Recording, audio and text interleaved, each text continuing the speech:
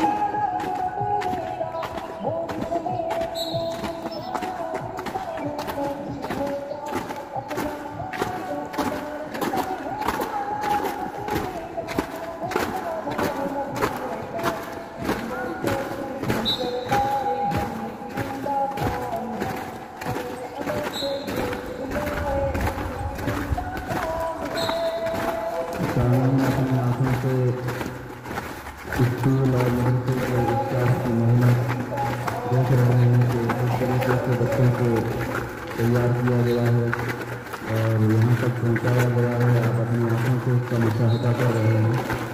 बहुत अच्छा, माशाअल्लाह। अल्लाह ताला कबूल फरमाए, मेरे बच्चा जाए, मज़ीद तरक्कियात से मालामाल फरमाए। बहुत अच्छा।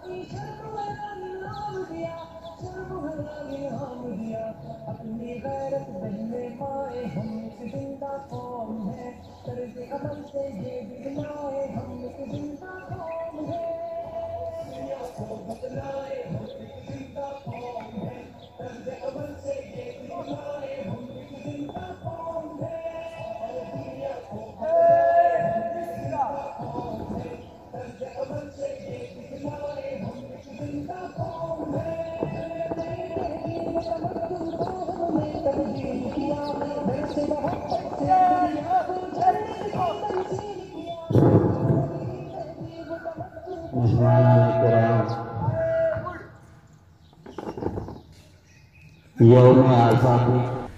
Thanks for watching. Don't forget to like, comment, share and subscribe to Al Wahid channel.